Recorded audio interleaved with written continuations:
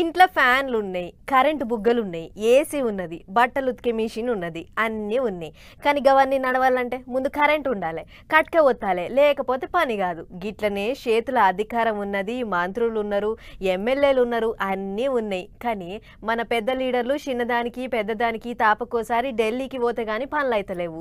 Switch board ఇక్కడనే ఉన్నా switch నొక్కేటోళ్ళు ఢిల్లీలో ఉన్నారు. అందుకే అట్లా పోయేస్తుర్రు మనోళ్ళు. వచ్చేదెంత పోయేదెంత లెక్కలన్నీ తెలుసుకోవాలంటే మరిగా ఢిల్లీకి పోయి రావాల్సిందే. పైసలు ఇచ్చేటోళ్ళు దశకతులు చేసేటోళ్ళు పెద్ద సార్లంతా ఢిల్లీలోనే కుర్చీ వేసుకొని కూకొని ఉంటారు.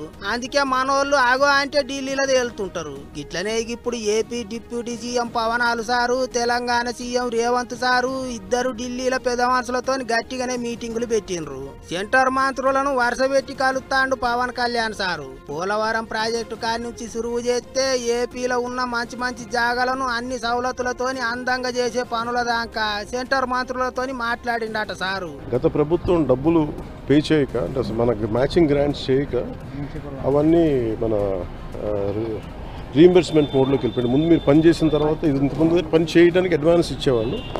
వీళ్ళు సరైన టైంలో సకాలంలో వీళ్ళు గ్రాంట్ పే చేయక ఇప్పుడు ఏమైపోయిందంటే అది మీరు డబ్బులు ఖర్చు పెట్టండి ముందు, తర్వాత రీఎంబర్స్మెంట్ మోడ్లోకి వెళ్ళిపోయింది. అలాగే ఆ టైం లైన్ కూడా అయిపోయింది వాళ్ళు పనులు చేయక. 25 లక్షల మంది కానీ స్టార్ట్ చేసిన ఇది ఈ రోజున అది ఆల్మోస్ట్ ఒక 9 లక్షల మందికి చేశారు. ఒకటి ఎక్స్టెన్షన్ ఆఫ్ టైం అడిగాను, మొదటిది ఒక 2 సంవత్సరాలు అడిగాను. రెండోది రాష్ట్ర ప్రభుత్వం నుంచి. రెండోది ఏంటంటే మ్యాచింగ్ గ్రాంట్స్ మేము ఇవ్వలేని పరిస్థితిలో ఉన్నాం కాబట్టి మీరు ఏషియన్ ఇన్ఫ్రాస్ట్రక్చర్ ఇన్వెస్ట్మెంట్ బ్యాంక్నే 90% మీరు ఏదన్నా వాళ్ళు చెప్పగలరా వాళ్ళకి, లేదు ఒకళ్ళు ఇవ్వలేని పక్షంలో 20% మీరు కేంద్ర ప్రభుత్వాన్ని సహాయం చేయగలరా అంటే.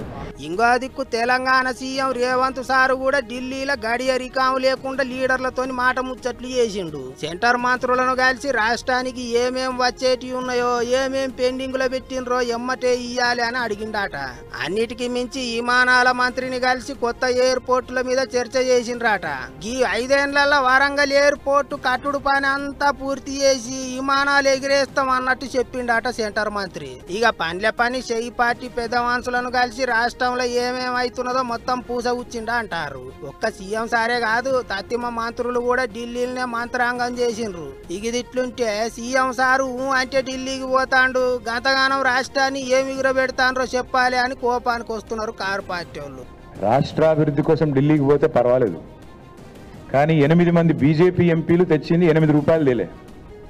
28 సార్లు ముఖ్యమంత్రి పోయి 28 రూపాయలు కూడా తేలే. పైసలు బొక్క, ఫ్లైట్ ఖర్చులు బొక్క తప్ప ఏమి లేదు రాష్ట్రానికి. 28 సార్లు పోయినావు, నీ సొంత ఖర్చులతో పోతే పో, రోడొద్దన్నాడు. ఓం బిర్లా పెళ్లికో లేకపోతే ఇంకో పేరెంటానికో ఇంకొకటికో మేమెందుకు వద్దంటాం. కానీ రాష్ట్ర ప్రజల సంపద, నువ్వు ప్రతిసారి ఎక్కే విమానం దిగే విమానం స్పెషల్ ఫ్లైట్లు ఏవైతున్నాయో అది రాష్ట్ర ప్రజల పైసలు. కనీసం పెట్టిన పెట్టుబడన పడతలుగా ఉన్నా వద్దా? 28 సార్లు పోతే ఒక్కొక్క ట్రిప్ కనీసం ఈయన మహానుభావుడు పెద్ద మళ్ళీ బృందం పోసుకొని పోవాలి, మళ్ళాడ బీజేపీలతో అర్ధరాత్రి సమావేశాలు చేయాలి, దానికి అడ్డగోలు ఖర్చు అవుతుంది. ఆ మాత్రం పడతలన్నా కావాలన్నా? అవుతుందా?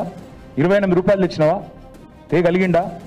పోయేది అక్కడ చీకట్లో కాళ్ళు పట్టుకోవడానికి, రాహుల్ గాంధీతో బేరమాడి బ్యాగులు ఇచ్చి మూటలు ఇచ్చి ఆయన కుర్చీ కాపాడుకోవడానికి, అంతే తప్ప ప్రజల కోసం పోతలేడు. పబ్లిక్ కు పనికొచ్చే పనుల మీద ఢిల్లీకి పోతే ఏం కాదు గాని వట్టిగానే చిన్న చిన్న ముచ్చట్లకు కూడా పోయి సొంత పనులు చేసుకుంటేనే మంచిగా లేకుంటది అంటున్నారు కారు పార్టీ వాళ్ళు. ఇన్నిసార్లు ఢిల్లీకి పోతున్నారు, ఎన్ని పైసలు తెచ్చిండ్రో చెప్పుర్రే అని అడుగుతాండ్రు. మరిగా ఢిల్లీ ముచ్చట్లు ఇంకెన్ని మలుపులు తిరుగుతాయో ఏమో చూసుకుంటూ పోవాలి.